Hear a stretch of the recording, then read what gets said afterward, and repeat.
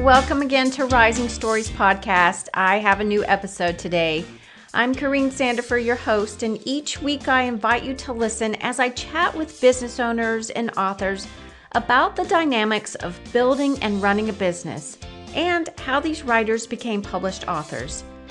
We also delve into topics that we can all relate to, such as work-life balance, living with intention, and dreaming big. As these women share their stories with us, it's my hope that you will be encouraged to live out your own story. My guest today is an author that writes books for those middle years. So if you have a son or daughter in middle school, you'll want to share this interview with them. Victoria Kimble has written a 4-book series called Choir Girls. On this podcast, she shares her own story about the loneliest time in her life and what she turned to during that season. She also talks about who inspired her to write and what she loves about having lived, quote, a vanilla life.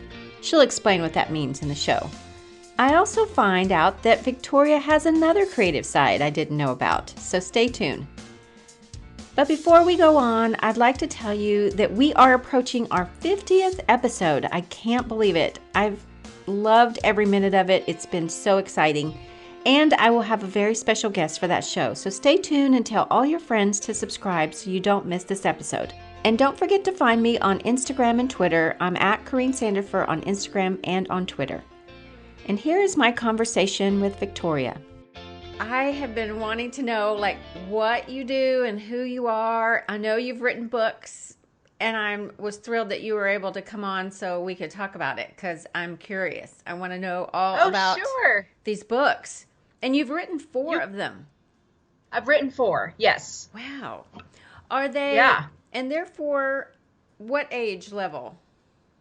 I say 9 to 12-year-olds. And I used to say 9 to 12-year-old girls, but apparently there have been boys who have been reading my books and enjoying them as well. So I think I can just say 9 to 12-year-olds at this point. So is that middle school or more? Yes. Is that around? It's like upper elementary. Mm-hmm. The protagonists in my stories are 7th grade girls. And so typically stories like that, kids ages 9 up to 7th grade like that, so that's kind of what they go for. 7th grade girls. Oh my word. You decided to write about 7th grade girls? I did. I don't know. I mean, that's a mouthful, and that's that territory, because I remember when my daughter, that was probably her, I would say she would tell you that was her best year of middle school. But really? I would say that was the craziest year of middle school for her. Okay. Yeah. So from my perspective, I was like, oh my gosh, if we can get through this year, it's just drama and girls just being crazy girls and giggling and, backbiting sometimes. And she went to a Christian school. So, yes. Yeah. Right. But, no one's immune. So from middle school is middle school anywhere you go, I think. But, so what compelled you to write about this age group and for this age level? Well, when I was that age, I would have to say that was my worst time in my life, loneliest time. And I turned to books, honestly. Books were something you could curl up with at home. You can, imagine your life differently. It's not going. And so I would say that I made friends with those kind of characters. And so I wanted to write stories like that. I mean, I think about the girls who are having a hard time in junior high, and this just gives them a little bit different perspective, maybe a little bit of hope. Life can be different. It's, not always as crazy as that. And so, I don't know. Those are just the stories that come out that just, when I think about writing, that's what I want to do. Yeah. So, well, yeah. And so do you have kids you're of your own? I do. I have 3 girls. My oldest is 8, my middle is 6, and my youngest is 4. So they're not to that age yet. But you remember, like I tell my kids, hey, I was once a, middle school girl. So so Right. I know. Yes. I Yes. know. I know. Yeah. Yeah. So It is. As you I'm writing, Oh, go ahead. as I'm writing, reason I'm talking to you, I can still picture myself there, and going through all of that and things like that. So Yeah, I yeah. remember. I do. Yeah. It's it's a great age. It's also a hard age just because of the physical things that are going on with, both Hmm. genders. Um, but it's also a great time. Like they're still loving. So not that, you grow out of that, but they're still kind of little kids, but they, Right. are still embracing that childhood a little bit, and then they're Yes. wanting to grow up. So Exactly. Yep. Yep. That's what I think yeah. too. Well, Yeah. so you've got 4 books, and so what are these books about? Okay, well, it's all a series. I call them the Choir Girls because it's about these 4 friends, and 3 of them have been friends for a long time. One of them, is fairly new, but they're all in choir together, and so that's kind of their connecting point and things like that. And not that the stories necessarily revolve around choir, but that's just a big part of their lives. And so this first book, Soprano Trouble, is about Summer McKidd. She's the main character there, and she and her friends, it's just 7th grade, and they're talking about some choir things. And one of her friends, Cammie, she's kind of the ringleader of the group. She decides that she has something against this other girl in choir with them. And so Summer has to navigate, do I support my friend, although she is not behaving correctly? Even Hmm. Summer knows that you don't treat other people the way Cammie is treating this other girl, but Cammie's been her friend forever. So what does she do? I mean, she can't just ditch her. That doesn't feel right to her either, to just write her off. So that's what this first story revolves around. So it's about their lives and things that are happening with relationships and Hmm. um, Yes. how they're navigating life in general. Hmm. Yeah, Yep. cool. Yeah. And I mean, peer pressure and bullying. I mean, what is bullying? I mean, Yeah. even her and her friends disagree on what that is. So, I mean, you can tell your kids, don't be a bully, and, don't be around bullies. And they're like, Who are sometimes they? that's not always clear. Right. What is the bullying? Are you sure that's what she's doing? And all that. So, Yeah, I think it's good to have conversations about that because and mhm. in books too because Right. sometimes you don't always recognize a bully. You might Right. think that you're staying away from them like your mom says, but you know, you might be one at certain times. Uh-huh. I know I talk to my Right. kids about it and say, you know, if they say, "Well, we did this," or we made fun of so and so, it's like, that's a form of bullying. You can't be doing Right. that. Exactly. If you hurt them verbally, that's not nice, So, Hmm. but they don't Yeah. know. I think you have to have those discussions with them. It's always good to have a book. That's great to have a book where you can, um, you know, explain some of that. So that's good. Hmm. Yeah. Right. So Yeah. tell me, who inspired you to write, to be a writer? Have you ever heard of the author Robin Jones Gunn? No, I don't think Oh, well, so. she wrote. Okay, well, What did she she wrote write? this series that I grew up reading. It was called the Christy Miller series, and it was about this girl named Christy Miller and her friends. And it totally followed Christy, I think, from her like sophomore year of high school on. And there's a boy that she likes, and friends that she has, and things like that. And so she was the one when I talk about when I was that age. The friends, these were my friends, those were my friends. And um, Robin Gunn has written lots of other things. She's written lots of things for adults. I highly recommend her for anybody. She's even taken the Christy Miller series, and then she wrote about her when she went to college, which happened to be when I was in college. And then she wrote about her getting married. And then she's now writing a series about her and, this boy that she's loved, her whole life. They got married, which is, of course, when you're a teenager, that's like your dream come true, the one love that you get to have forever. Yeah. Now they're having kids, which is where I am in life. So I feel like I grew up with Christy and she's still like right here with me. So it's like, oh, I would love to create characters like that these kids can read about, now. 9 to 12, and then as I grow and then they grow as writers, I can keep writing, stories. It's just a little world, it's a world in its own. So that's neat that you were inspired by that, because it's like because your kids and your series might grow up that way too. Right. Yeah. Yes, you could easily take them into high school.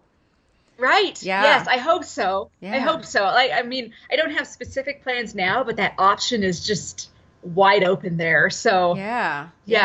And that is kind of a natural progression of any, author or artist. You just kind of grow with them, and if you like them, and you just some of the things that they're going through, and then they move on to different situations. And I love watching what was the name? Well, Anne of Green Gables. I love that. Right. And then what's the other one that was?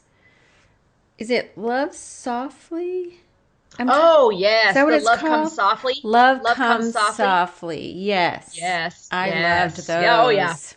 So did I. Yeah. Yes, absolutely. I don't think I caught the very last one, but I'm reading so much stuff these days that I don't think I've caught that last one, but it's on my list. I think that was that last one that was out. I can't remember when it was out, but anyway, so yeah, I love It's been a long time. Mm-hmm, yeah, I know. I do too. Yes. Yeah. So what's your writing process like? Do you go away, go to a cabin and write, or do you just have a routine where you? I would say that my real writing career started, it'll be a year ago in March.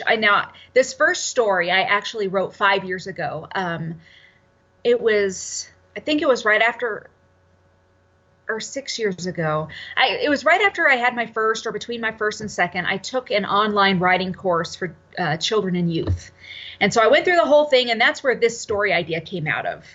And then it's just been sitting there. I mean, it's just been sitting, because one of the hardest things for a writer to do is to submit your work. You have to really make that mental hurdle to put it out there and to know it's probably going to get rejected a million times. That's just hard. I mean, It's hard to be like, okay, I'm going to go out there so I can get kicked all the time. It's just, but, so I've always wanted to be a writer. And then a year ago, my parents found a local writing conference, and they're like, we'll pay your ticket to go. I was like, yeah, fine. Okay. All right, fine. I'll do this. It's the first one I'd ever gone to. It's a real small thing. And I took the first chapter of this book. It was a real small writing conference. So I even got up and I read a chapter out of it for critique, and everybody was they really responded well to it, which was nice. Huh. And then because I was like one of the first 10 people to register, I got a critique from one of the presenters or something like that. And she had nothing but good things to say about it too. And, you give your writing to people that you know, and they say nice things about it. And it's like, okay, is it good? I don't know. I mean, they like it, but they like me. So this was the first time I'd ever had people I didn't know and who had no reason to care about my feelings or whatever tell me that they liked it and that it was good. And so I spoke with the people who put on the conference. Was a local hybrid publishing group. So it's kind of self-publishing, although they really work with you, but you're the one footing the bill. She told me she wanted to publish it. Now, again, I was going to have to come up with the money for that. Mm-hmm. She's like, you should make this a series.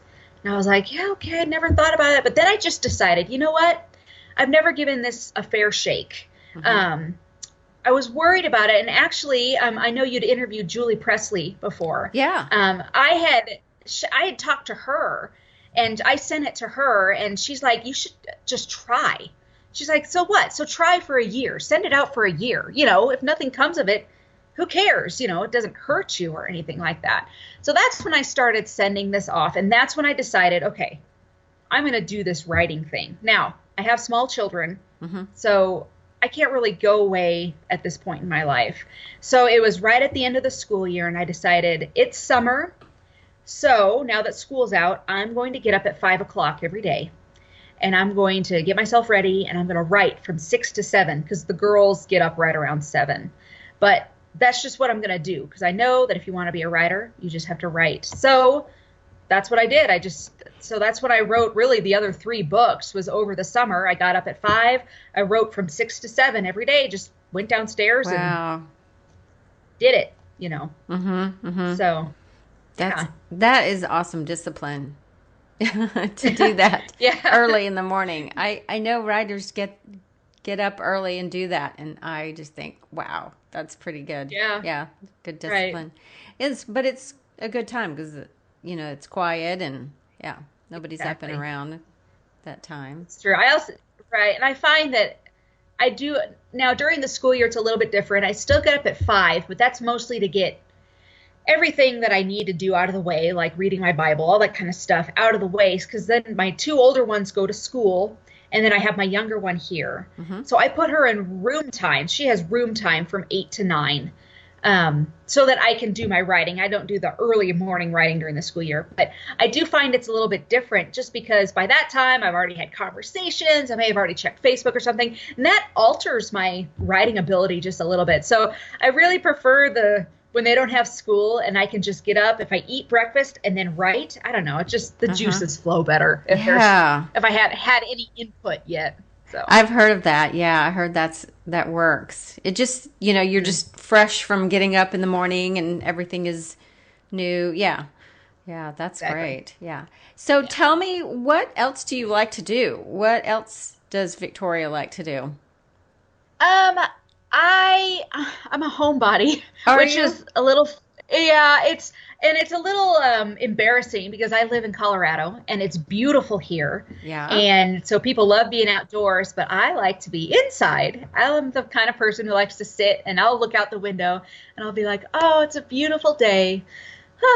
And that's it. Like, I don't feel the need to go out there and be in it, but I do enjoy, looking at it. But, so I like to read. I crochet in the winter. It's one of my odd jobs. I crochet beard hats. You can find them on Etsy. I don't know. My husband sells them for me. Like, I made one for him once, and then he started just wearing it. Yeah. And people are like, oh, can I have that? And he's like, sure. So he sells them, and I make them. And it's is it the ones that so it's a hat?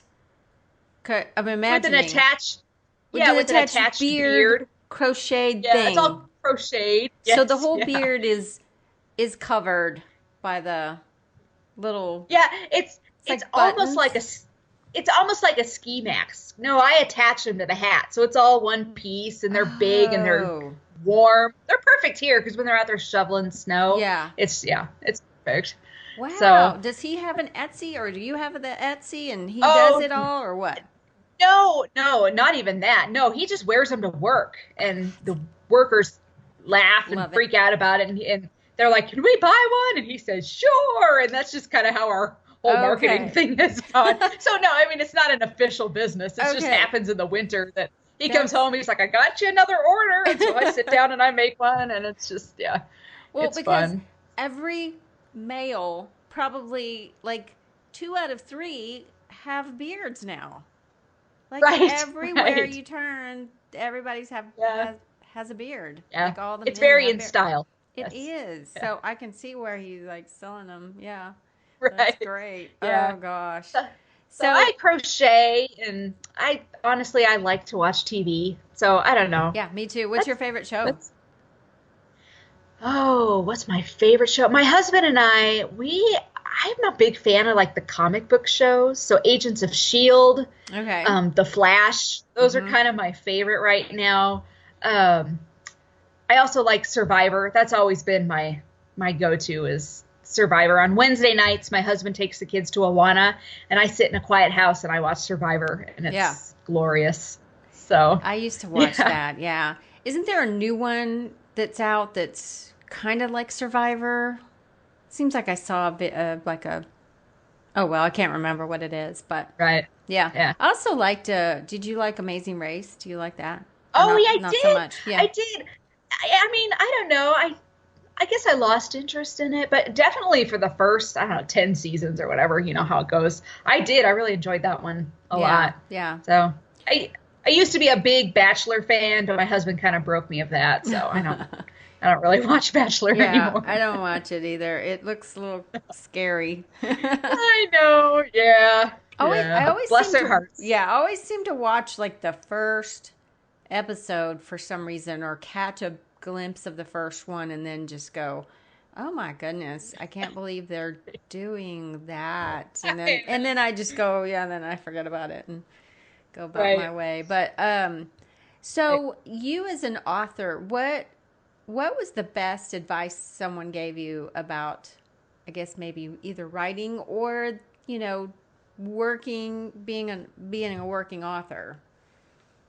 Um, so back in March, so I said that, my whole career thing started probably a year ago. I think it was right after that. Do you know the author Ted Decker? No, He's a but big name. the He name sounds writes familiar. he writes like Christian thriller type things. Oh, he's an amazing author, and he came out with an online writing course called the Course for Transformational Fiction. So it was pricey. I'll be honest. That one was, we had to. All right, I'm going to invest in this, which means I'm going to start. And the best advice I'd ever heard came out of that. He spent the first 5 lessons not even talking about writing, but talking about who you are, and especially who you are in Christ. And he basically was drilling into you that there is nothing that you can do that will make God love you any less or any more. I mean, you can write a bestseller. He's not going to love you more for it. He loves you. You can write utter garbage. He loves you. I mean, and so that is what helped me know to write and to put it out there because, I almost feel like for me, writing is an obedience thing. Mm-hmm. God has asked me to write. Sometimes I don't know why, but he did. And so all I have to do is obey that. There's nothing I'm going to write that he's going to make him love me less or make him love me more. He just loves me. And so if he's going to give me those stories, then I'm just going to write them. So I feel like that's what I'd want to tell anyone. If you want to write, do it. There's nothing you can write that will make God love you less or more. So just do it. I mean, you are already completely loved by God. So if you feel like you want to write, then just do it. Yeah. You can. That's a powerful message. Yeah. Yeah. Because I think people,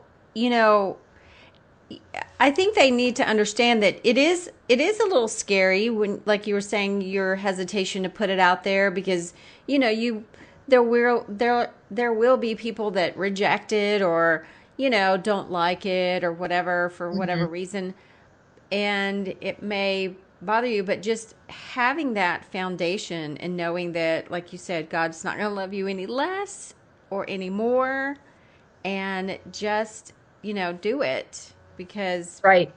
People need to hear, I always think, well, so-and-so is writing a book, but it's kind of like so-and-so. Well, it's not because it's coming from a different person. So they're all unique. So, yeah, that's a really good piece of advice to have that foundation and just kind of say, just go for it. Yeah. Right. Yeah. So, and I don't know, I guess everybody's situation is different.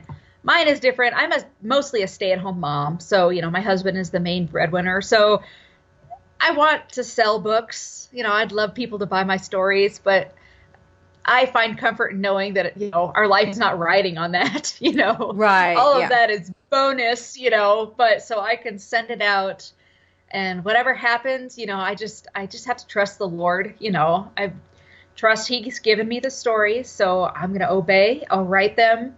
I'll send them out, however they do. I'll do my best, to market as to my best of my ability, which right now is very little. I'm brand new at this, but, I just keep, I'm just going to be obedient in it. Yeah. So, yeah.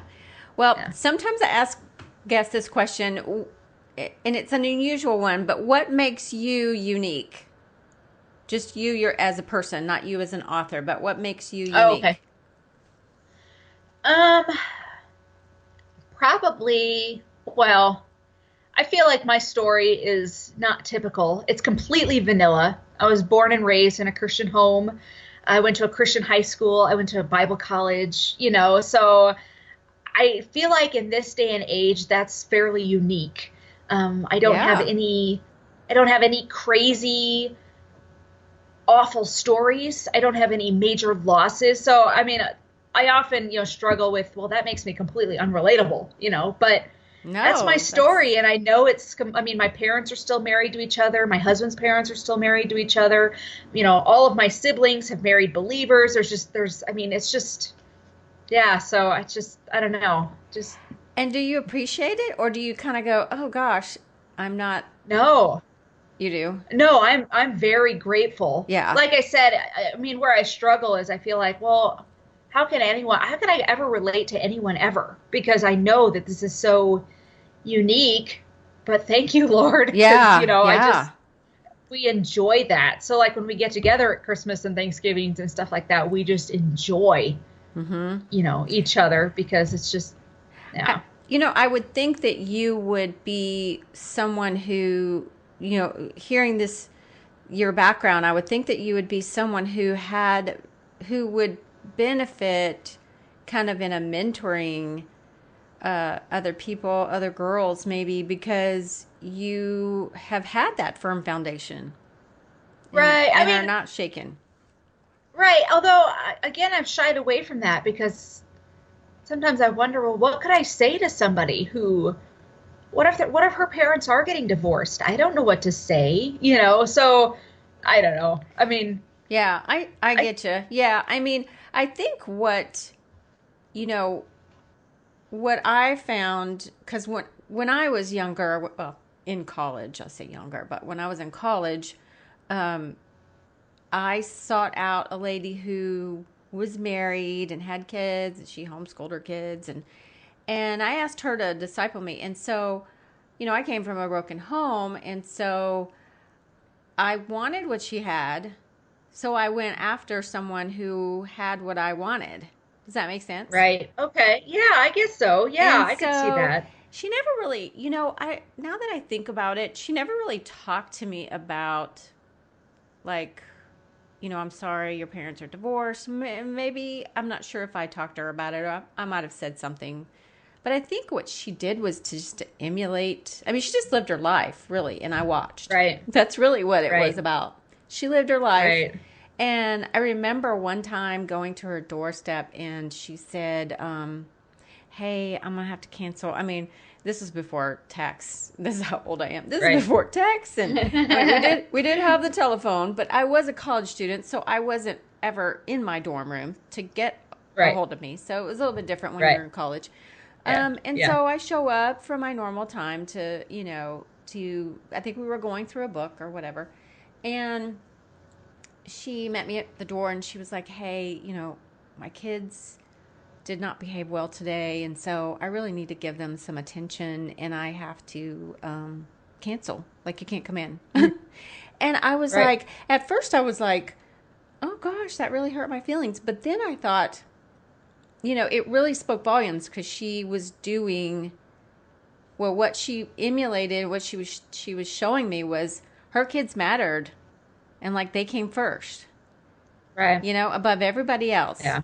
Her kids came first. And that really that was the lesson for the day for me. Like Right. it Right. wasn't, I didn't write it in my little journal or my Bible side, lines, whatever, but that stuck with me. Here it is years and years later. So, Yeah. I don't know. You might have something going there. You never You're know. right. Yeah. I try not to just say, I don't ever want to be the one who does a blanket no. You know, Yeah, if God asks me to, sure. Yeah. it's going to scare the poop out of me, but I'll probably do it. Just, Yeah, but yeah. Yeah. so, Well, what are you reading these days, Victoria? I, well, well, currently have you ever heard of Patrick Rothfuss? He's a fantasy writer. No, but you're Um, coming up with all these. I'm like writing them well, as fast as I can. he's not. I don't think it's not a Christian series. It's just a series that my brother has suggested to me and my husband, and Yeah. we love it. And it's like one of those big like 900-page things. Anyway, but usually what I do is I go to the library and I mean I have my little girl with me, so we go to the kids section, and I always go to their new section, and I pick up what's new for the age that I like to write in. So I read a lot of those middle grade fiction books, just because I like to see what's out there, and I just honestly I enjoy that genre. So Yeah. I just like to read stuff out of there. I have a friend who she puts out her top 10 list of books for the previous year. I usually go through her list because she's pretty on point with The top the books she 10, chooses. like just regular books or Just books in that genre, yeah. in that age group? So Just any well, books. it's just books that she liked that she Mm-hmm. read in the previous year. She reads a lot of young adult fiction too, so Okay. I end up reading a lot of that. But I like Yeah. to work through her list. I don't know. Yeah. I like to read. So, Yeah. I So you read. get through a few books. So right now you're reading. What did you say his name was? Rothman. His name is Patrick Rothfuss. Oh, Rothfuss. Yeah. So it's a fan. I don't typically read fantasy books, but I really, really enjoy his stories. Cool. So, Yeah. yeah. That is one. Well, no, I have two genres that I usually don't read. Fantasy is probably one of them. The other one is historical fiction. Although Yeah. I have read one or two of one particular author, and she's really good at what she does. So I really like her books, and they are for young adults as well. But Oh, yeah? yeah, Ruta Sepetys. So she's I just interviewed her, so she'll be coming on. But anyway, yeah, it's just it's surprising. There's so many different types and genres of books that you never know. Just give it a try. If you're not Exactly. I would totally read Yeah. one if I had a recommendation like this. So. Well, what are you absolutely loving these days that you're like texting Julie or texting me or telling what's going on? Like, you've got to get this or. Right. Well, my little sister over Christmas break taught me the ways of the curling wand. So I'm kind of all about the curling my hair with the curling wand. Like I said, I feel like I'm coming out of that when you have super young kids, that's just like that's a whole life in itself. And I feel like I'm coming out of that. So, I'm kind of getting away from the just putting up the messy bun all the time. Like I have time now to curl my hair. And so that's fairly new. And yeah. I Just wait, girl. it. When your girls get older, your whole wardrobe's going to change. Mine did. And Oh, sure. yeah, it was like. Exactly. Like I could just pay a little bit more attention, I just can. So, that's something. I don't know. I don't have a lot of things right now. I mean,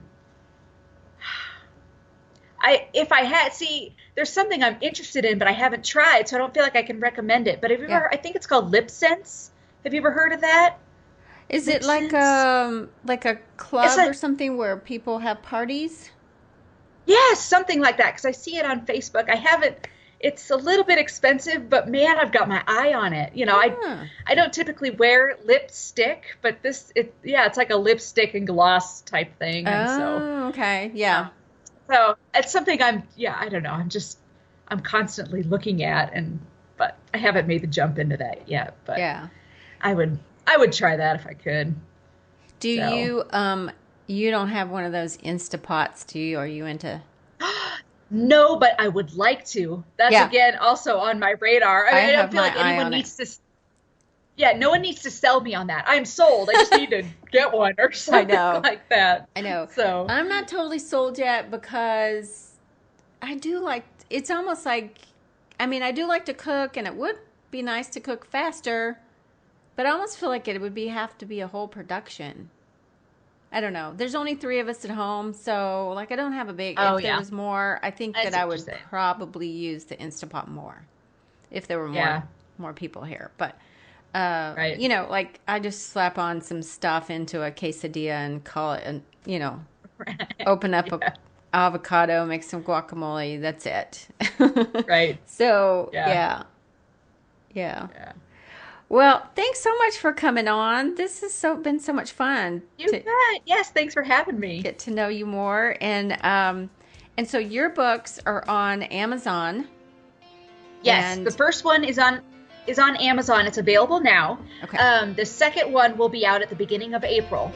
So Oh, this okay. whole series will be published this year. So Wow. you definitely want to check out that first one so that you're ready for the second one when it comes out in April. Yeah. Yeah. So Okay. yeah. Yeah. Well, thanks so much for coming on. You bet. I loved getting to know more about Victoria and her passion and love for those challenging middle years. You can find links to her information on how to get her books and maybe even a hat on the show notes at CorrineSandifer.com under Rising Stories Podcast. Thanks so much for listening, and keep rising in your own story.